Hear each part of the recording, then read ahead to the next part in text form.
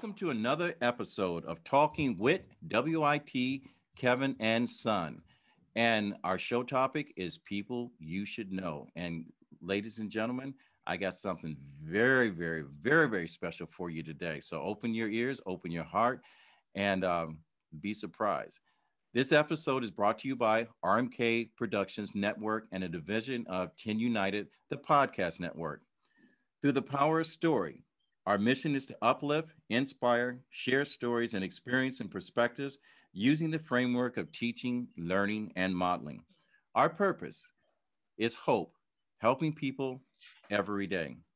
This episode is brought to you by Sam Sarah Gare, the brand that was created by a father paying tribute to his daughter that died from an eating disorder.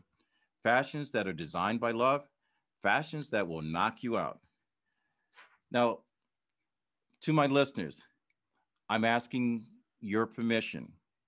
One, to open your heart and open your mind. My special guest right here is a child. She's 23 years old. She is by far one of the most dynamic people that I've met on this planet at this age. She's an entrepreneur. She's a activist for the deaf community, and she is soon to become a first-time published author. Now, the audio quality that you're listening to today is not because we did not prepare this well for production. She is legally deaf, but she has a hearing aid. So there's going to be a little echo. So I'm going to ask you to be very patient, and I want you to listen with an open heart because I'm going to tell you, okay, outside of her disability, the young lady has changed that to an ability. And I want to introduce you to my guest coming all the way via Zoom, via Talking with Kevin, episode 7, all the way from Canada, very vivacious. She's got $1 million smile. She's got a heart of gold, but she is a champion. She labels herself as the Death Queen Boss. Ladies and gentlemen, please welcome my special guest and new friend, Miss Kellina Powell. Welcome. Thank you so much for having me. Thank you so much. I really love the introduction. I appreciate it so much. Well, you know something? I got to compete with a lot of other people because every time I turn around, I talk to fellow podcasters, and when they hear the name Deaf Queen Boss, your name keeps popping up. You are by far the most famous, unfamous person on this planet today. How is it everyone knows you? It all started from Clubhouse. I was really activated and engaging with a lot of people in Clubhouse and meeting a lot of people and teaching people how to moderate a room for a deaf person. So I teach them what they can do to be more inclusive, for not just for the person that is deaf, but also for somebody that is have a disability as well. And that's why you keep hearing my name a lot, Deaf Queen Boss. So That's all right. That's all right. I was not aware, and and then again, I'm going to correct myself. I am aware there are a lot of biases in our country for whatever reason against height, skin tone, the neighborhood you live in, the car you drive, how you speak, how you look. The Olympics is going through an identity crisis with people of color and their hairdress and competing in swim contests and so forth. And you, at 23 years of age, has chose to be an activist and a voice for the deaf community. Why are you fighting this fight? I because I've been through so much when I was young. I felt like enough is enough because there's so many lack of education about the deaf community. And I never met anyone in the hearing community who have the confidence that I have to be able to interact with someone that is hearing. Well, believe it or not, you have met someone that has the confidence enough to interact with someone that um, is hearing but not hearing, which is the reason why I titled this topic, "Are you hearing what I said?" Because I want to make sure your voice has power behind it. Because the one thing that we have that no other podcaster has is our viewers, our listeners have actions behind their words. Later on, I'm going to ask you a very powerful question. And when I ask you your ask, I want you to ask it big because there's someone that is listening to this that just pulled into a Starbucks, pulled into their driveway, or sitting in the in the parking lot late going to work, wanted to hear what you have to say. But let me first start off with let's talk about your story. Where did this begin? Because if you're writing a book, there's going to be a sentence that's going to start one way and it's going to end up totally a different way. Start writing your book. Tell me, where do we start? My book, that will publish later in the fall. I would say in the winter time. My life literally is a roller coaster since I became the age of 4. That is when I became deaf. And my life literally just went upside down. And till this day, I remember what it's like when I became deaf, especially when I was only at 4 years old and I'm at 23 now. I felt like it was yesterday. Well, I know my listeners are probably asking themselves, wait a minute, she's deaf. She just said that at the age of 4, she became deaf. So I'm not one of those people that see an accident and drive by slowly just to see if there's a casualty. I'm the person that takes action and help. Can you explain to our listeners that have not ever experienced a conversation with someone deaf that was either born or something happened that created the situation you're currently in? So up until the age of 4, and please correct me, you were amongst the hearing naturally, That's right? correct. What That's happened correct. after 4 years? I all started, I ended up having an ear infection at the age of 4. And my family doctor prescribed me an ear drop. And so when I went to daycare that first day, having an infection, my daycare staff, either the 2 reasons what she did, she either put too much ear drop in my ear, or put the wrong timing. So my family believed that she put too much and she put at the wrong timing. And so that's how it all started. And since that day, I went home. I literally lost my hearing in one day. It was crazy. I went home, I was watching TV, and then I was looking around confusing, and I said, what's going on? And then my mom tapped my shoulder. She's like, Kellina, I'm calling you like so many times. Are you not listening? I was like, I can't hear. And my mom thought I was joking, but I was not joking. My mom panicked. My mom was a young mom, and she was a very young mom. And she called my grandmother. My grandma is a nurse back then.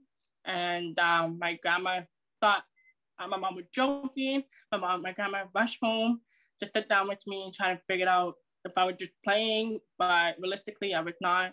The next day, I went to my family doctor, and they said it's too late. When you say it's too late, are you saying it's too late for anything to be done to correct your hearing? Yes, that's correct. That's a lot for a 4-year-old. It is a lot. Yeah, it was a lot for me. Yeah. Okay, so I take it 4, 5, 6, 7, 8 years old that life become a little bit of a challenge, because I know the person I'm speaking to now. You're a fighter. Share with our listening audience, because I think it's important for people to know, as a 4-year-old, a 6-year-old, a 7-year-old, an 8-year-old, and a 10-year-old, what was life like? It was crazy. I didn't know what was happening. I didn't know there was so many things in my ears that was going on. I was confused with the voice because I couldn't hear my own voice at the time. And so there was a lot of like, oh gosh, it was a lot for a 4-year-old. I didn't know what to do. I was looking at my mom confused, and my grandma was with me. She was trying to comfort me a lot of time. But yeah, it was really like out of a sudden, like things were going too fast, and I had so many appointments that was booked back to back, and sitting there, and I was in the next office, doctor office, and the next doctor office. I was was missing school for days because I didn't know what's happening. And it was a really confusing moment for me. Going through speech therapy and also going through mainstream education, or was your education diverted towards a education for the deaf? It was both. So I went to two different schools actually. I went to a school for the deaf and a hearing school, and then I had a speech therapist as well. All right, and because you speak very eloquently, you've got you've got $1 million smile, and I'm trying to think of that singer that you look like. I'll think of it anyway. She plays piano. Everyone loves her. She sings the New York kind of way. What's her name? No, I don't know. Oh, it's a God. piano? No, I'll think of it. Okay. I love her. But so I know I've been a child, and I know how difficult it is to navigate as a hearing person with other children, and children can be cruel. So I'm telling parents that are listening to this is that you need to understand this education and this podcast needs to be shared with your children, because when someone is different, words hurt, and the way that you're treated leaves a lasting impression on a child all the way to your adulthood. How did your friends and other children treat you, going from hearing to all of a sudden you're not hearing?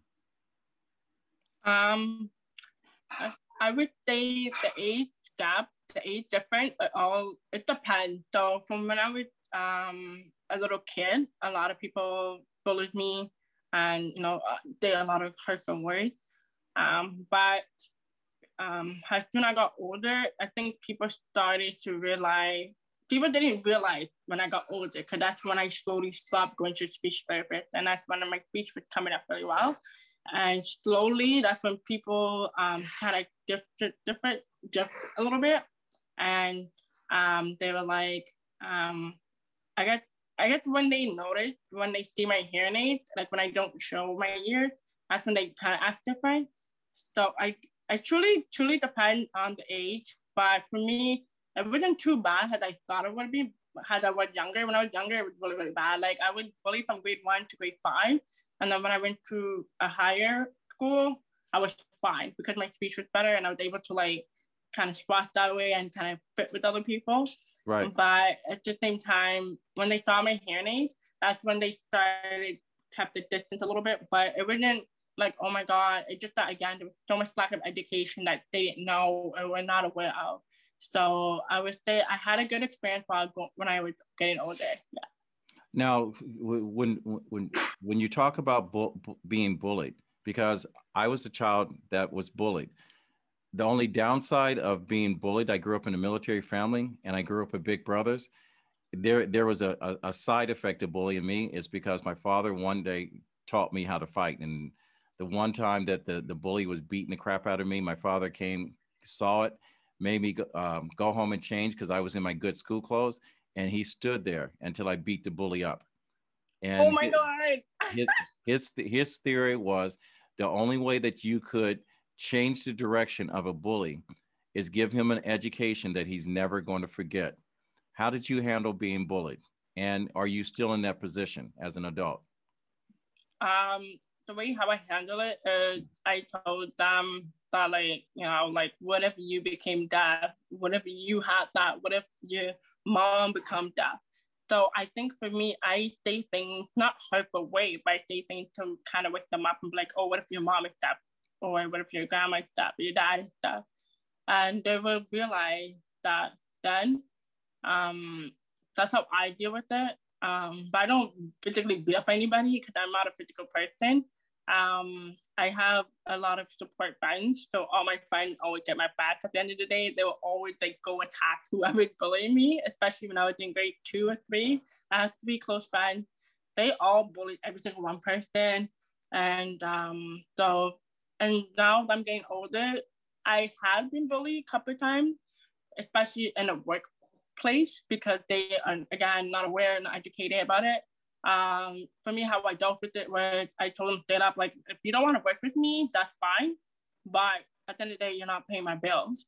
and I would give them a wake up call, like, oh, okay, I can't talk to her. And so that's how I go with it. At the end of the day, like I tell people, if you're being bullied, like you are here for a reason. Like you should never let anybody take control of what you're doing. You're exactly right. And in my world, when I'm speaking to young kids and we have this conversation about being bullied, especially when I'm talking to the masses, I always tell the group that the people that they bully, the people that are book nerds, the people who are different from them with the skin color, their height, or whatever the case may be, they become the single most dominant employers of ignorant people that label themselves as bullies in the world. So you always have to remember when you put someone down, you may be handing that person your resume. And what happens is a lot of times in life, we may not think about what we've said to a person, but what gets remembered is what we said and how we made that person feel. All right. So with that said, 23 years of age, drop dead gorgeous, $1 million smile. You got a boyfriend, that is one of the top gamers in this country. You are an entrepreneur. You are a coach and you are a social activist to educate people in the deaf community and the benefits. So let's go ahead and squash all that negative that was coming in, because this is not a car crash. This is a train going to somewhere where there's a beautiful destination. All right. Tell me how you're coaching young people and educating the hearing of how beautiful your world is right now. My world is so beautiful right now. I can't be any happier. For me, I'm teaching a lot of not just young people, but also parents and teachers and other coaches how to be education. So for me, how I started is, once again, Clubhouse is the main one resource I've been putting myself out there a lot more, especially Instagram. And I have been networking with a lot of people who have a lot of organization that's involved with a lot of children. And I've been speaking to a lot of organization and different podcasters. It's really inspiring to speak to a lot of different people who are not just have a disability, but for those who may need a better push, just because it comes from my perspective, especially someone who is deaf. And, like I want not just people who are deaf or have disability, but I want people in general to be able to uplift themselves here. So that is what I have been doing. And I can't, I would say, replace my life. If it wasn't for anything I've been doing right now, this life I chose is amazing, even though there's a bit of challenging because of my disability, but I would never allow my disability to define who I am. All right. Well, the first thing I'm going to ask you to do is stop talking about your disability, because all I see is your ability. All I see is your greatness, young lady. All right. Quit giving people an excuse to put the brakes on opportunities that's in front of you. And ladies and gentlemen, she is also a paid speaker. All right. So it's not $100 speaker. There's not an $800 speaker. I'm talking about this lady has a 5 in front of her speaking engagement. She will make a difference to you. And especially if you're someone out there that needs someone with a voice and you want to put power behind that voice, I want you to contact Miss Kellina Powell at, tell us how we can reach you. You guys can reach me at deafqueenboss on Instagram or my email at deafqueenboss@gmail.com. All right. That is deafqueenboss@gmail.com. All right. That's her direct email address. Don't worry about going to the website. If you're someone of action, go directly to the source and hook her up. Now, I do want to ask you this, because I get asked this, and I've always said there's always that one person that asks the dumbest questions. I had COVID, which I almost died from in April. And the one question someone asked me goes, how'd you get COVID? I'm going, what difference does it make how I got it? Do I need to blame someone or whatever? I could have got it from the grocery store. I could have got it. The thing is, you didn't hear the part that it almost changed my life. So I know, I've been Black a lot longer than you have. Okay. And I've had those Yeah. dumb questions, and people are surprised with my response because I'm a very direct person. But You are. it's just like my concussion. They can't see the craziness that's going on in my head unless your hair's up. They don't understand that how you can speak and be a deaf person. So I know there's got to be something stupid someone has said that you just said, I got to tell this story. Go ahead. um, the dumb question I get is, can deaf people drive? That's the one dumb question I get a lot. I'm like, what? I'm Hey, like, I'm not using my ear to drive. I'm using my eyes to drive and my hand. and someone actually asked you that and meant that. Yeah. I hope that story makes it into your book. And segue, I did. segue. I did. I did. I mentioned in my book. All right. All right. How far are you into your book? So right now I'm just getting the cover page going. Right now I'm speaking to a publisher, just kind of walk me through how to get the project and getting it into the market. So Uh, that's where I'm at right. have you got a publisher to commit to you yet? Not yet. Not yet. I'm just right now just looking for the right publisher to speak with right now. What So what's the right publisher? the right publisher, someone that's not gonna take certain percentage and take crazy percentage out of your books. They all someone that's very honest and someone that actually wants to see you succeed. All right, let me explain to you this. I'm a three-time published author. I have gone the traditional publishing route. I have also gone the self-publishing route. Now, the difference between those two conversations, it depends on which one wants to throw salt on the other. All right. Traditional publishers basically say your book does not carry as much weight if you go through self-publishing. And the self-publishing says basically we get a chance to tell your story. At the end of the day, both parties get your story. The only difference is every publisher that puts money and time into your book is basically going to take a larger percentage because they're doing the larger portion of the work. The other thing is through experience, a lot of your story that you may write because they have a formula, it may not always get told. So I want you to prepare for that. So the biggest thing is if you look at the music industry, a lot of the mainstream artists are self-produced. And the reason why is because you do 100% of the work. Why give someone 80% of what you put your work into and take 20% of it and call it successful?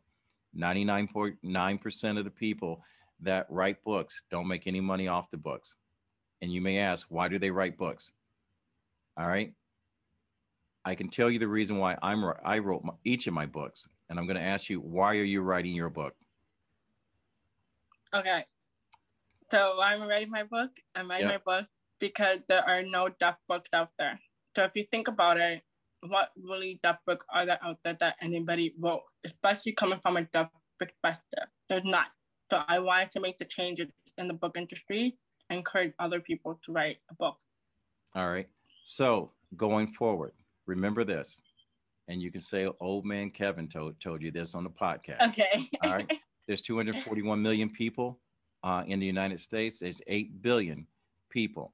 When a writer writes a book, the reason why they write a book, because they believe if they can impact or change the life of one person, then that book is worth writing. So when you put pen to paper to your book tonight, remember, you're going to change the life of a child or an adult that is struggling with the fact that they don't believe they fit in. And when you paint a different picture to this world and they see it in living color, and all of a sudden the sound comes in stereo, regardless if they're deaf by birth or deaf and living with an appliance, a hearing aid, you have opened the door. And the fact that you're enlightening people that are totally oblivious to the world you live in, when they look at you and hear your words, you will demand the attention.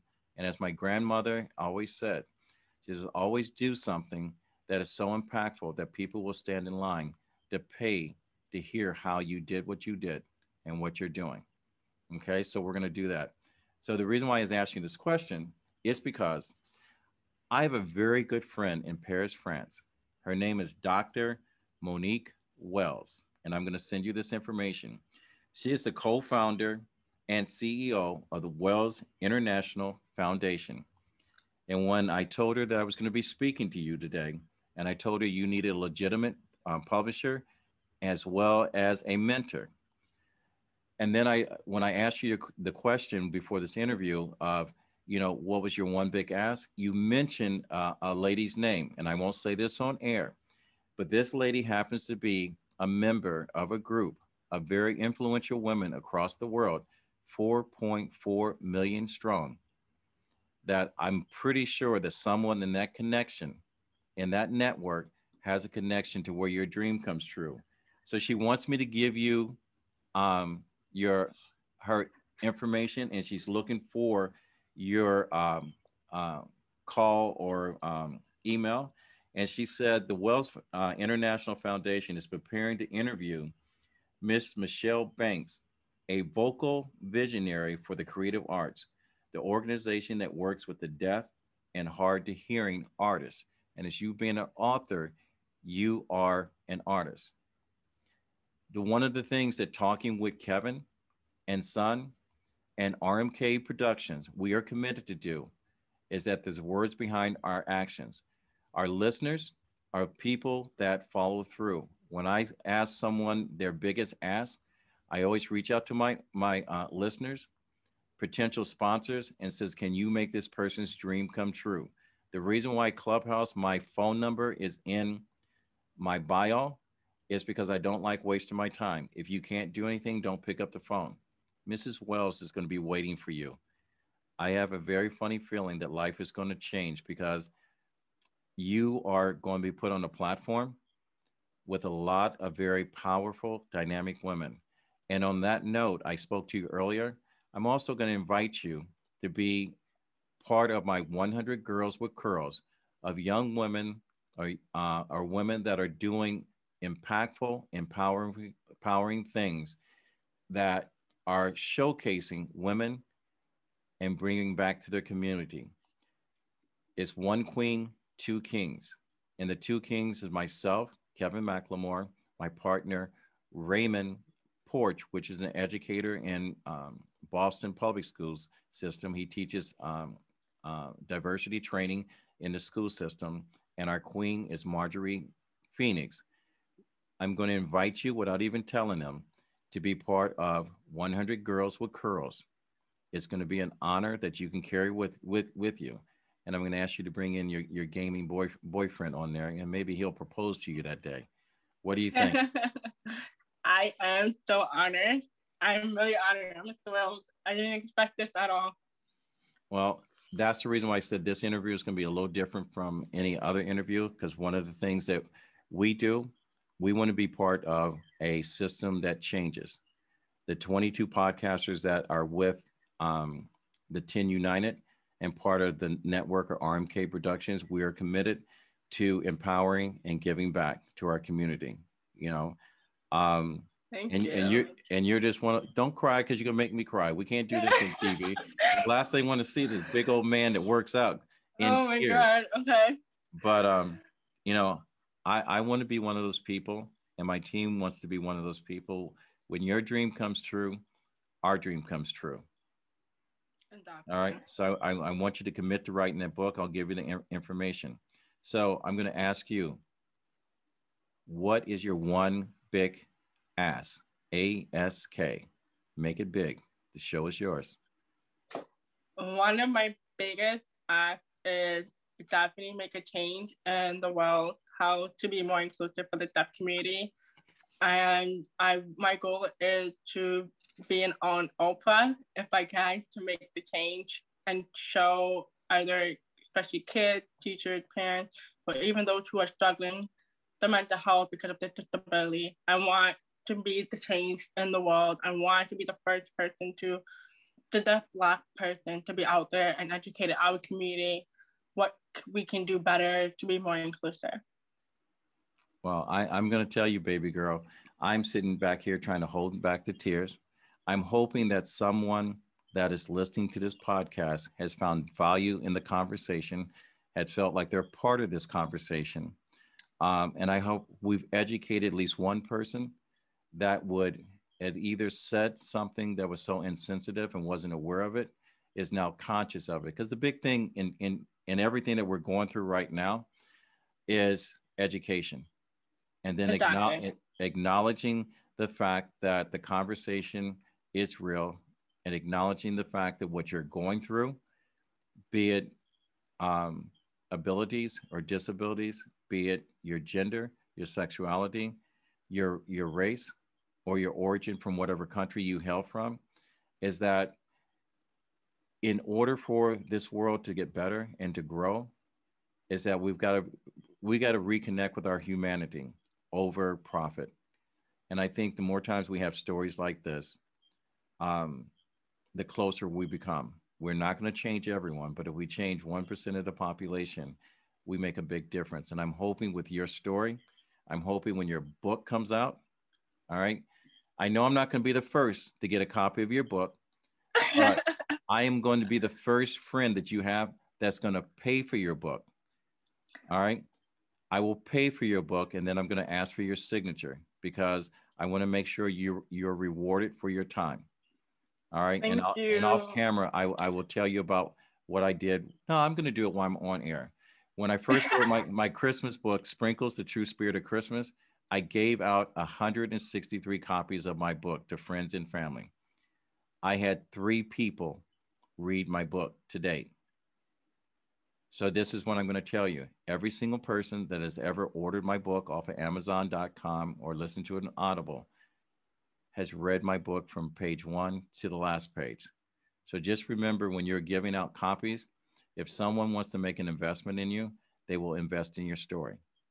And my listeners, when her book comes out, we're going to bring her back. All right. So what would be the one thing and the last thing that you want to leave with our listeners so you become unforgettable?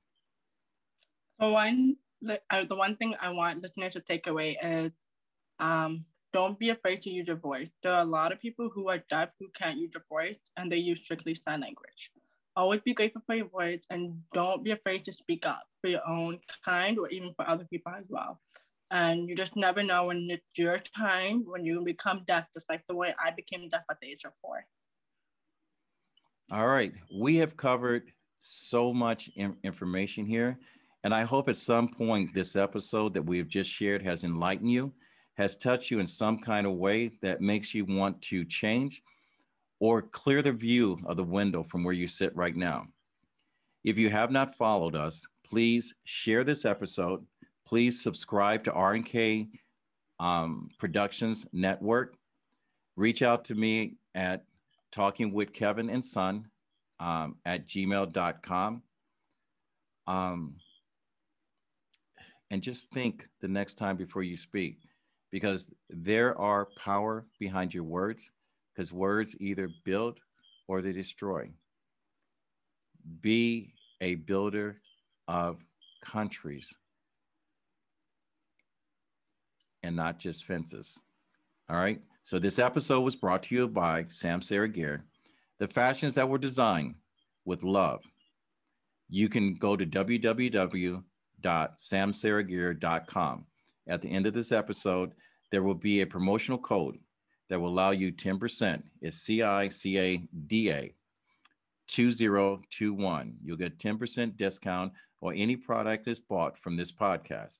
Also, the owner, Frank Rappaport, has committed to donate another 20% to the Heart Your Body Charitable Trust, is a trust that he created to benefit people recovering from an eating disorder. Any questions you may have, if you want to come back and reach out to us, we're welcome to do this. I just want to thank my guest, Miss Kellina Powell, the deaf queen, boss, dynamic, powerful, beautiful, vivacious, game changer. Okay, my guest in here. All right. I appreciate all my fans and listeners. This is someone that you should know. A lot's going on. I'm going to ask you to adopt this hashtag. Find 1,000 reasons to be kind to someone. My grandfather always said that when you get to a position that you have power or you can make a difference in life, it is your duty to do so. A good friend of mine, Dave Sanderson, he was the last survivor to exit the plane that hit the Hudson, where the movie Scully was. He says moments matter. And right now, Kellina Powell, this moment matters. And with that said, I'm going to fade to black and we're out. Thank you, everyone, for listening.